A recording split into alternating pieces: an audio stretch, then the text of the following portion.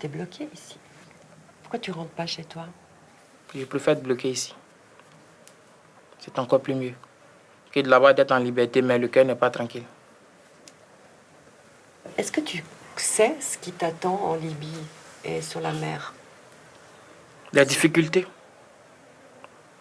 je sais ça très bien. Mais qui risque rien n'a rien.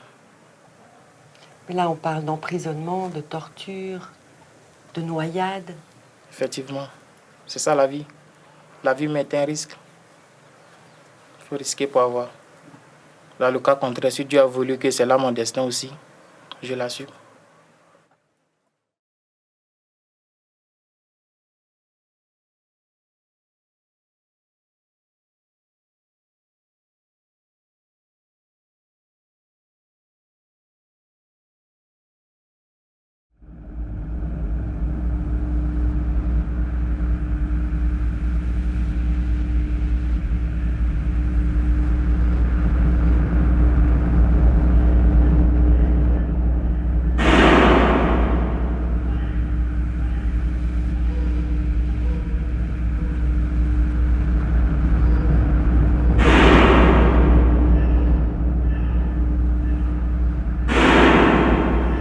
Tripoli est une des villes les plus dangereuses de la planète. Un semblant de gouvernement contrôle plus ou moins la capitale. Les milices sont légion, les armes omniprésentes.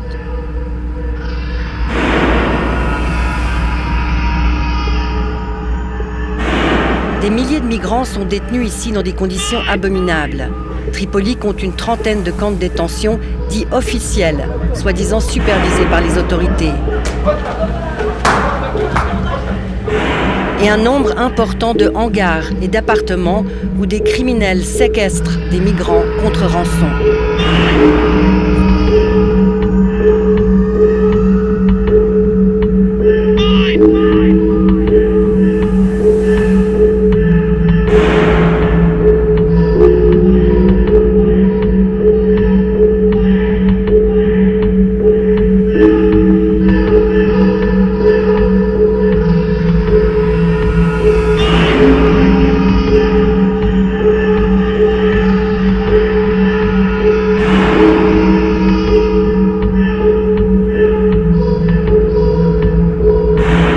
Allô, bonsoir. Pardon, là, je suis là, ça ne va pas. On partait sur l'Italie, la police libyenne nous a pris dans l'eau. Donc là, je suis là maintenant, je suis en prison. Ça ne va pas. Il y a trop de choses qui se passent ici.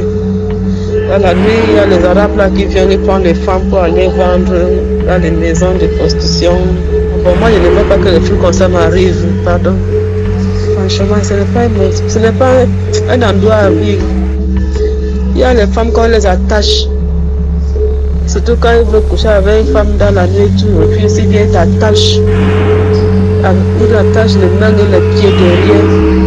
Et puis, on prend à la corde là, on t'attache en haut. Et il y a trop de femmes ici, là, qui accouchent ici sans soeur. Les femmes enceintes qui ont déjà fait plus d'1 an ici. Franchement, ça ne va pas là, je suis là, pardon.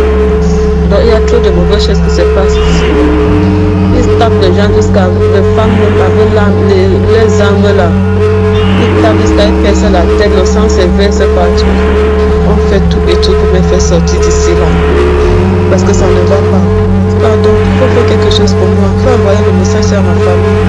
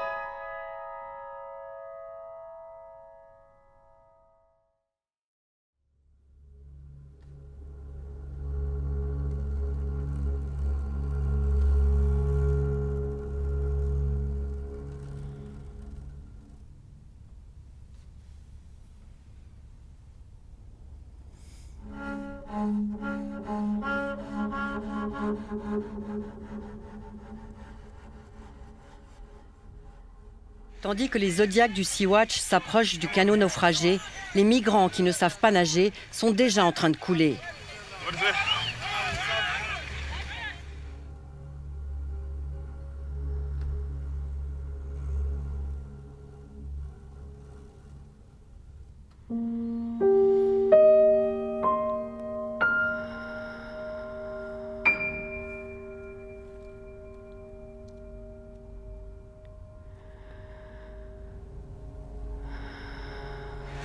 Sous les yeux de l'équipage libyen totalement passif, de jeunes Africains se battent pour leur vie.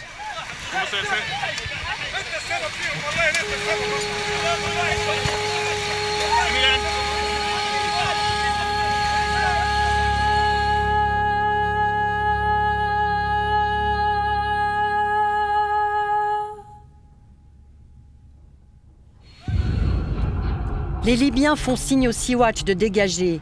Ils frappent des migrants pour les empêcher de sauter à l'eau, tandis que certains d'entre eux passent à l'acte, au péril de leur vie, pour rejoindre les sauveteurs allemands.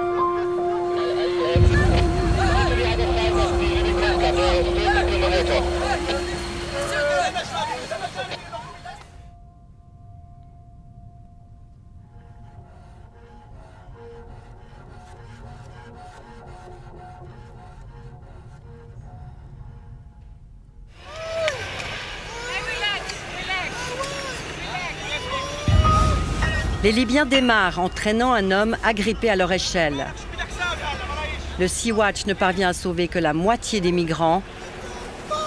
5 personnes, dont un tout jeune enfant, perdent la vie.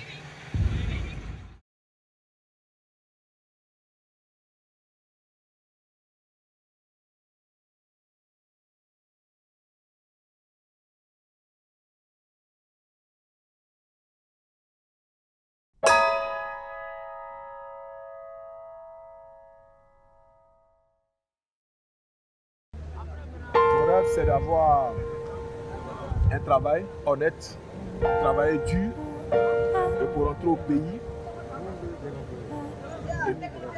et construire au moins une maison pour que je puisse dormir jusqu'à ma mort et offrir aussi une bonne vie à mes enfants.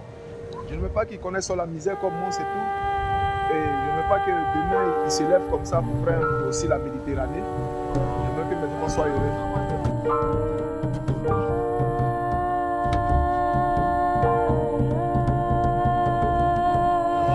On est déjà arrivé à la destination finale, Italia, Europa. On est fiers, on est fiers. Yeah. Bra, bra, bra, bra, bra. On est fiers. Seulement 20% d'entre eux pourront rester en Europe et construire une nouvelle vie. On ne peut rien y faire. Nous, on peut seulement les secourir sains et saufs à bord. Mais la plupart va se voir notifier une extradition. S'ils restent en Italie, ils travailleront sûrement dans des usines liées au crime organisé. Les jeunes femmes, elles, se retrouveront très probablement sur le trottoir, comme prostituées. De la prostitution forcée, ce n'est bien sûr pas leur choix. On le sait pertinemment. C'est comme ça que ça marche. La réalité d'une vie de migrant en Europe. Au port de Messine, les passagers de l'Aquarius vont être fichés, puis envoyés dans des camps. Ceux qui n'obtiennent pas l'asile politique vont commencer une longue errance sur le continent.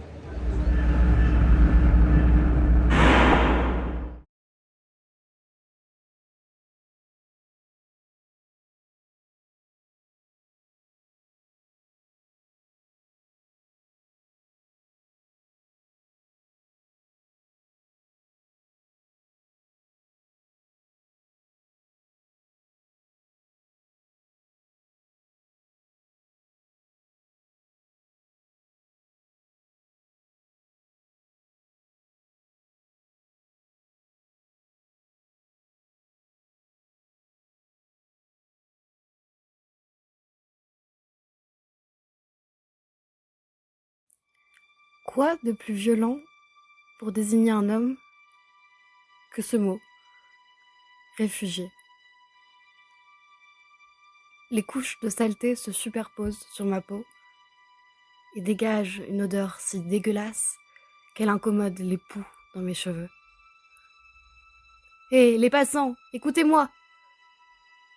Je suis un migrant qui a surmonté toute la décomposition en Méditerranée pour venir pourrir dans les rues de Paris, ces rues nettoyées à grande eau chaque matin. Et moi là, je suis le mensonge de votre monde. Je suis cette humanité qui fait les gros titres. Vous activez des stratégies dans vos mairies pour se débarrasser de moi. On crée des commissions, on dépense des sommes colossales pour me déraciner.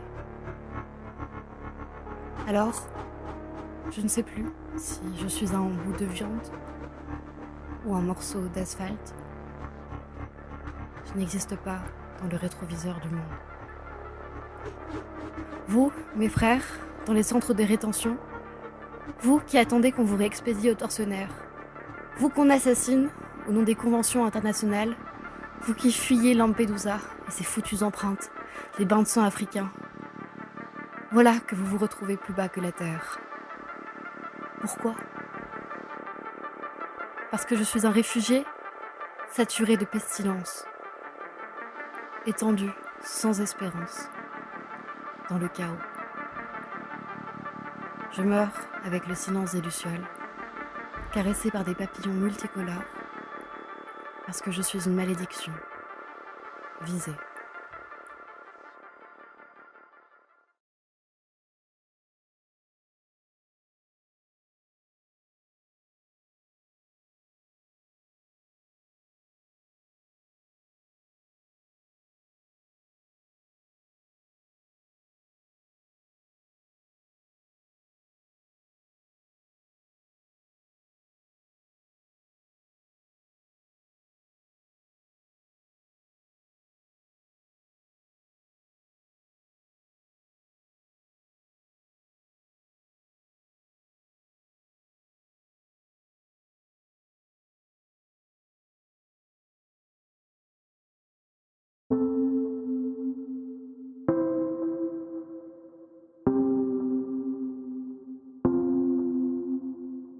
Donc je m'appelle Philippe, j'ai 22 ans. Bonjour, moi c'est Romane, je suis hébergeuse solidaire pour Utopia. J'ai 60 ans. Salut, moi c'est Marion, j'ai 20 ans. Alors, je m'appelle Amir, j'ai 22 ans et je suis en service civique de Pôle mineur Utopia.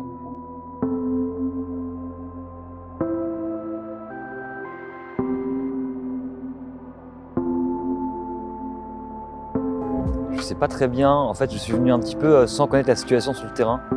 Voilà, je suis pas quelqu'un qui était vraiment au courant de ce qui se passait avant, etc. Je suis arrivé parce que je suis en césure entre ma licence et mon master et j'avais envie de faire quelque chose un petit peu, voilà, donner du temps pour une cause qui me tient à cœur et un truc qui me plaît.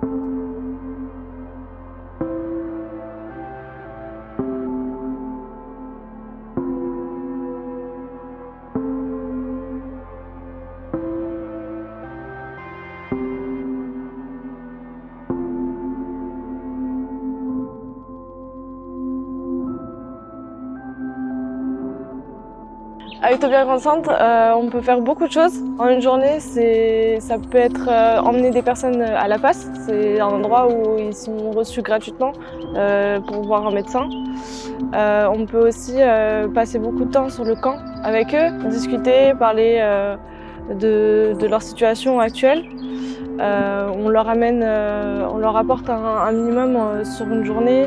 C'est du court terme, mais c'est quelque chose qui leur permet d'être un minimum plus à l'aise lors de leur passage ici. L'hébergement solidaire, c'est quoi? C'est je peux, ça me dérange pas, je partage, j'apprends aux autres et c'est chouette quoi. Voilà, je reçois des amis en fait. À plus ou moins long terme.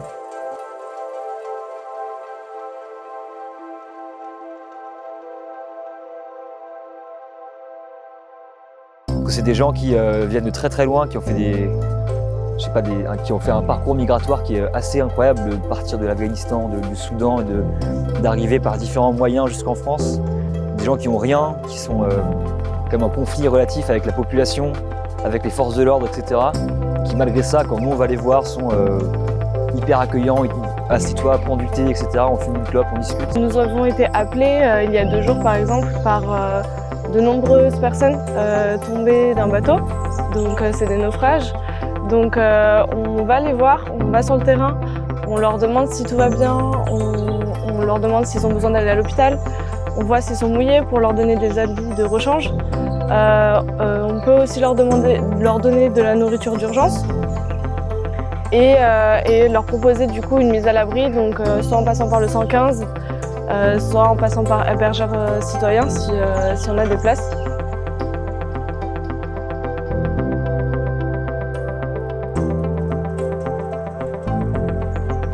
Alors l'engagement c'est quelque chose de très personnel, donc en fait à partir du moment où on s'engage dans quelque chose, on donne beaucoup de nous-mêmes et c'est vraiment très très beau parce que ça donne beaucoup de sens à notre vie. En tout cas moi personnellement c'est ce que ça me provoque. Venez faire du bénévolat à Utopia, c'est très très enrichissant et vous apporterez beaucoup de plus à toutes ces personnes qui en ont besoin. Voilà, ce climat un peu de violence qui parfois règne un petit peu au centre-ville parce qu'il y a de l'alcool, il fait froid, c'est une situation qui est quand même très pénible pour tout le monde.